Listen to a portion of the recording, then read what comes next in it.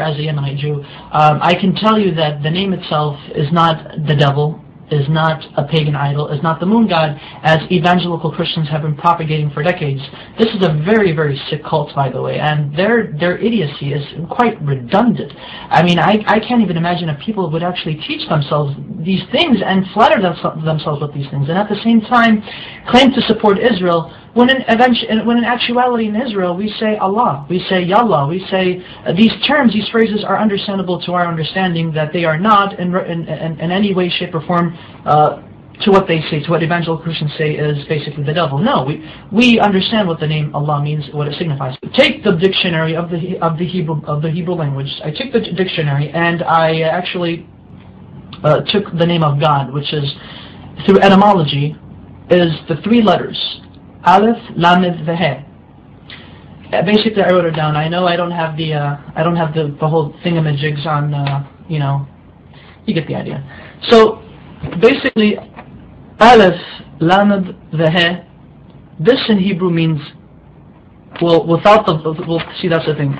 Without the vowels, because the dots, the nikud, the dots, are the vowels right here, these are vowels beneath the letters, indicate how the word itself is to be pronounced. So I'm going to block these right now for a second, but I'm going to show you. This right here, in my understanding, because I'm going to say what it is, this says God.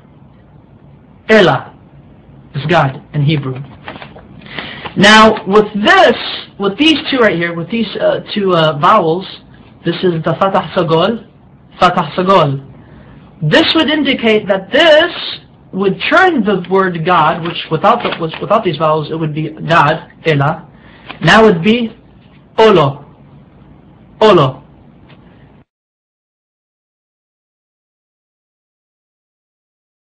Olo means a curse, an oath, or a covenant. Christian evangelicals love to use this. They like to say, but you see, Allah, with these vowels, indicates that Allah is a curse. Therefore, the Muslims are worshipping an evil God who was a curse onto humanity. These evangelical Christians, they're nutcases, they're nutbags.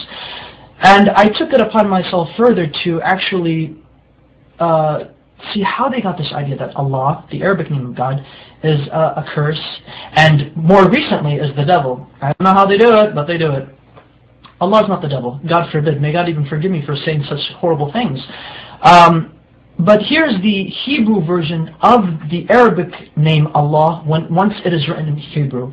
The Arabic name Allah has 4 consonants because Hebrew is like Arabic. It's almost similar. Same alphabet, same thing, just different script. This is the Arabic name of God. This is how the script is. This is when it's connected, because Arabic is a cursive language. This is the connected form, but however it is 4 letters. 1, 2, 3, and 4. I'm going to have to baby you guys into this. Now this is the name of God, Allah, in Arabic, but broken up. So that way each letter is given its position. This is Aleph, this is Lam, this is Lam, this is He. So Allah. Okay.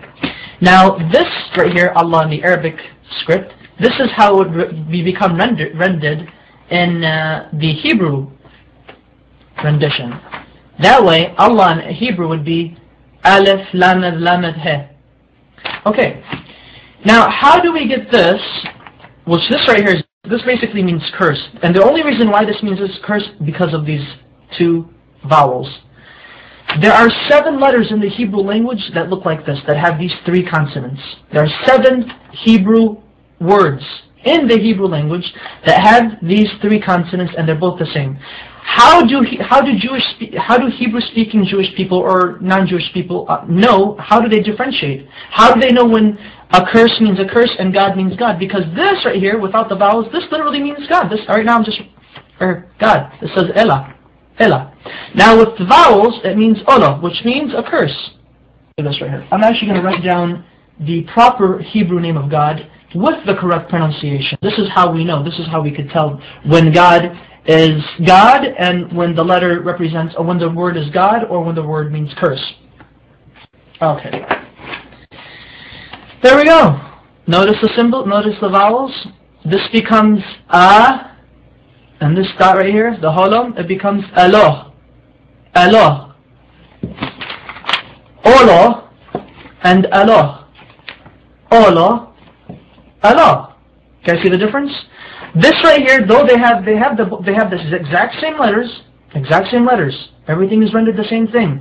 However, the use of vowels in the Hebrew language allows us to make distinctions between the understandings of what the words mean, what they imply.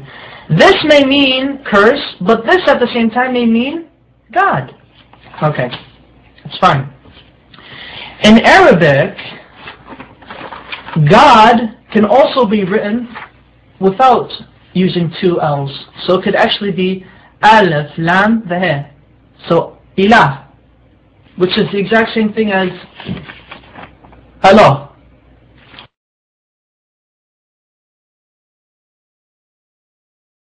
Their understanding of how they approach God is exquisitely the same. We do not share the system of belief with Christians that they and us worship the same God. No, we do not. So help me God. But Christian evangelicals do not worship the God of Israel. They do not worship the Islamic perspective of God. Maimonides, one of our greatest philosophers in Judaism, as well as a religious philosopher of Judaism, has quoted extensively in his beautiful Igeret Teman, or the Epistle to Yemen, in which he was basically teaching and basically answering many questions brought forward to him. The Jews of Yemen asked, what is your position of Muslims? Are they considered idol worshippers? Are they considered paganists? And Maimonides said, the Muslims, the idolatry has been removed from their hearts. A Muslim does not know idolatry, he does not know paganism, he has no form of whatsoever of any grain left in his heart. Therefore it is permitted unto a Jew, when he enters a land where he cannot find a synagogue, that he is allowed to pray in a Muslim mosque. He's okay, it's fine, it's okay. Hey, I can go to a Muslim mosque and pray if I have to, if I can't find a shul. However, Maimonides says, be careful. If a Jew enters a land where there is no mosque or a synagogue, then he is forbidden to enter a Christian church if there is one. Do not pray in a Christian church.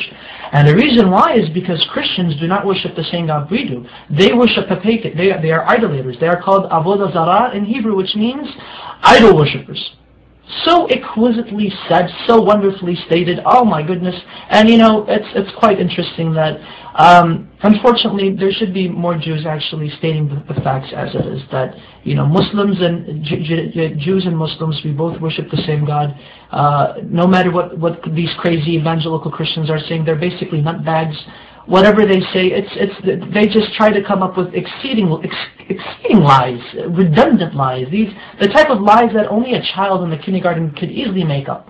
And emphasize that Arab Christians, and you know, this is what's also funny, and thankfully I remember this, because this is what I really wanted to say. Get a load of this Christian evangelicals.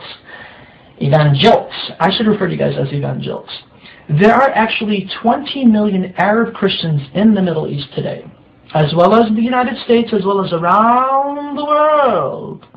And Arab Christians and their religious services and their Sunday services and Mass or whatever God frickin' services they have, Arab Christians refer in the Arabic Bible, the Arabic translation of the Bible, they say Allah in reference to God. Now I would like to ask these evangelicals, what say ye of these people who claim to believe in your Jesus? What say ye to them? Now are you going to go chase them and say, oh, you're worshiping the devil. The devil is Allah. Just lets you know that classical Arabic is very close to classical Hebrew, biblical Hebrew, as well as classical Aramaic. They all tend to agree, they all agree in unison that Allah, Hashem, Allah are, through etymology, which is the study of the root of words, have come to a unanimous agreement that Allah is the perfect Arabic name of God, that it cannot be made into a male. Through its perfection, it cannot be made into a male gender nor a female gender. Rather, it is a neutral personification, not personification, but rather a neutral attribute to God.